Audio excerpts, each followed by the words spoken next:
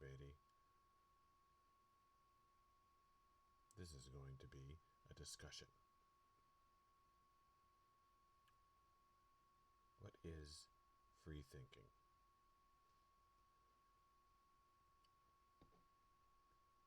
It's when your mind is able to process information that is not based on an assignment or some plan.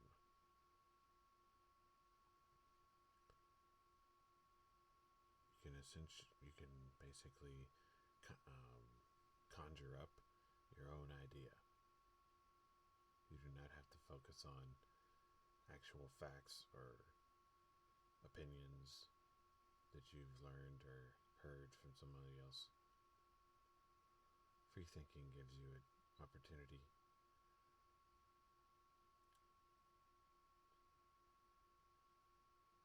to create an opinion,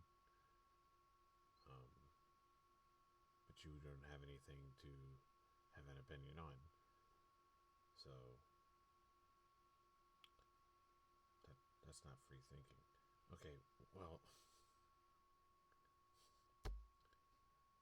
okay, let's clarify this. Free thinking is when you know a topic and you are able to create your own opinion based on the topic. That's free thinking. Okay, and and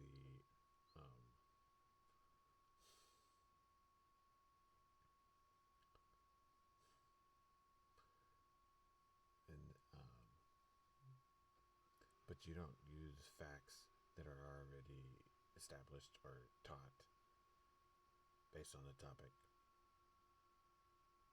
I mean, you do use those facts because you create your opinion on the topic, but your opinion is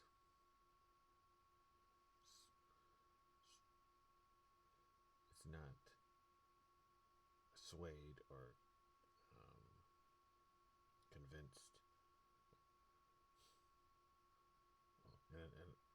Well, it is kind of, because I mean, if you're going to be using that information, you're going to be saying, well, this happens because of this and this and this, and those are facts. So, in some way, yeah, you do know that, but the but the free but the free but the free but the free thinking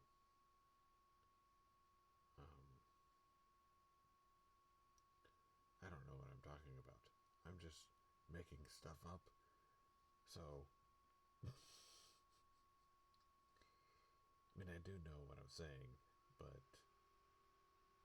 I'm just completely making this up. All right, let's see. All right, all right. Let's review what I said, because it's important to admit when you make a mistake or that you are completely making something up because you don't know what else to say. Okay, so I'm doing that. I'm making it up. I accepted it and I admitted it. Free thinking is something that your brain can do. That's true. Usually you're thinking about something that is already conjured up, or yeah, it's a theory that's already been talked about amongst others. So your free thinking idea is based on what the data that you know from the others' conversations. And so you are creating your own perspective on the free thinking. Okay, that's what I'm trying to say. So I kind of went around in a circle until I finally found it. I apologize. I'm not very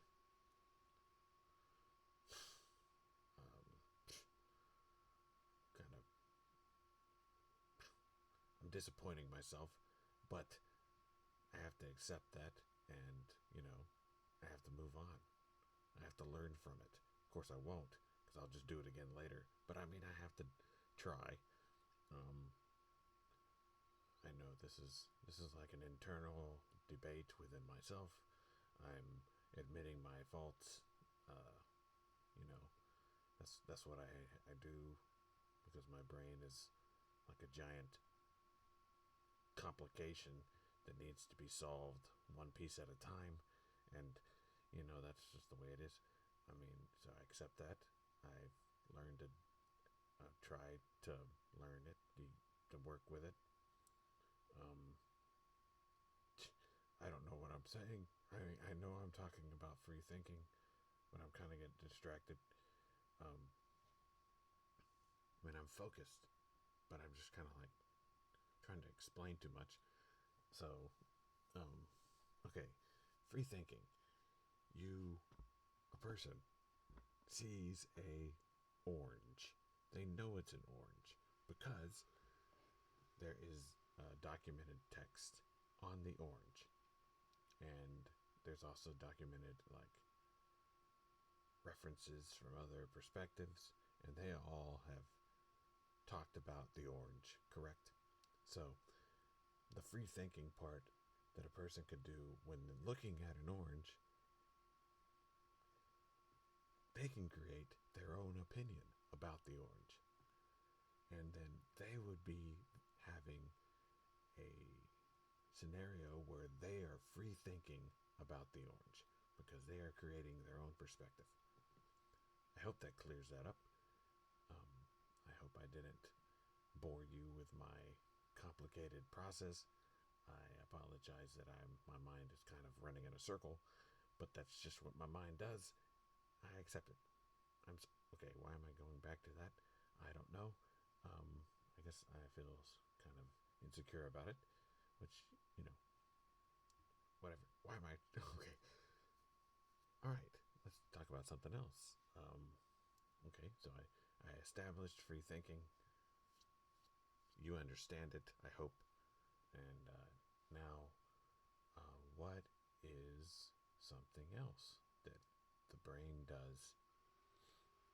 Let's see. Memories. Okay, well, a person usually experiences an event, and then the event is kind of just sitting there. You know, you've done it. You've lived that. It's happened. You've walked down the street.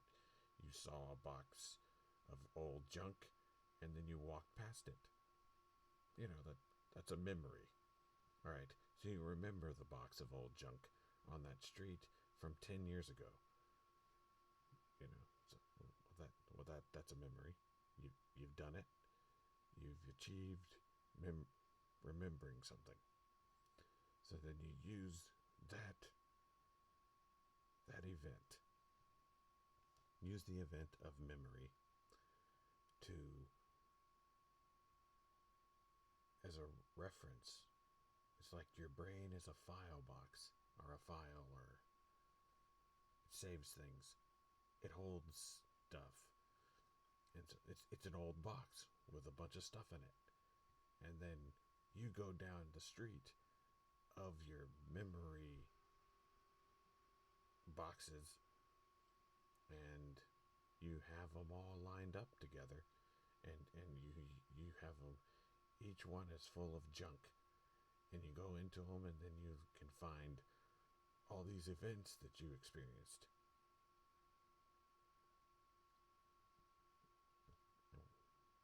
Yeah, that's a memory. It's a memory bank.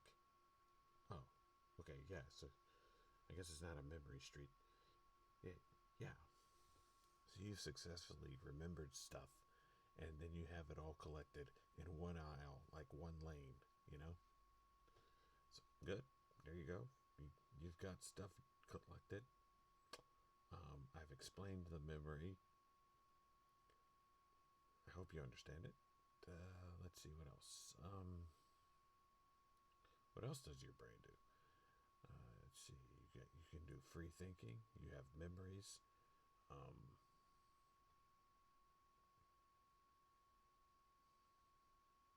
Create a goal. Create a goal. Goal. Okay, so you have a goal, and you decide, okay, the goal is right there, and then you're gonna walk over there and do it, and you know, so you, but you have all these like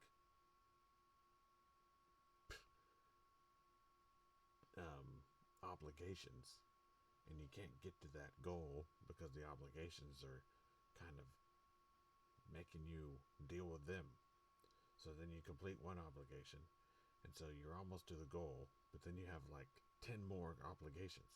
So then you do the next obligation, and then and you see your goal, it keeps getting closer because you keep moving forward. And then finally, you've done the 10 obligations, and then the goal is sitting there just waiting. And then you walk over there and you complete the activity that would be the goal, and then you've achieved it, and then it would go into the memory lane or box or whatever.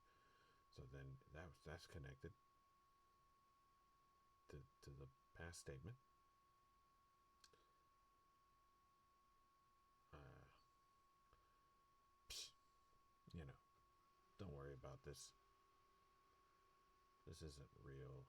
I mean, it's real, but I mean, it's just talking. Don't don't get stressed out about it. It's okay. You have a goal. You have a plan. A plan. Okay. All right. Well, I guess I should have used that one. Let's say the the the the obligation is complicated, and so then you have a plan, right? So then you create a plan on a sheet of paper. You're like, okay, I can complete this obligation if I do this way, but then I got to do this so that would work. So you have to do like these steps that would allow you to complete, um, that it would make it easier to get to the obligation and finish it. And so most of the time, those steps, when they're collected and formed together in a gigantic blob of activities, it's called a plan. And then the blob is completed, the plan is over. You do the obligation, then you're on to the next one, and you got to start a new plan. And then hopefully the plan that you did the first time works the second time, and you keep doing it until then finally there's another obligation that's too complicated and the plan doesn't work anymore, and then you got to start a new plan and create up a new one, and then then you've done it. And then by the time, and then also the plan you had, that was actually a collective, all those obligations together, it's a part of a plan to get to the goal. So and then okay, well, yep, I think I've done a good explanation of several things that your brain does, and uh, I appreciate you watching this. Have a good rest of the time period when you're not watching something. So whatever that you're doing, go watch it. All right. I mean, don't. I mean, you're done. So go read something. I don't know. Just explore a variety of activities. All right.